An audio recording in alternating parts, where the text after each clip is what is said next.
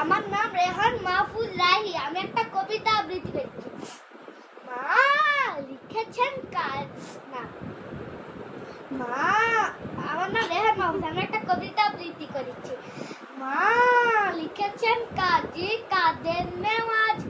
মা কথাটি ছোট্ট অতি না মা লিখেছেন কাজী কাদের না মা লিখেছেন কাজী কাদের নেওয়াজ। মা কথাটি ছোট্ট অতি কিন্তু জানো ভাই এহাচে নামছে মধুর না হয় আমার। মা লিখেছেন কাজী কাদের নেওয়াজ।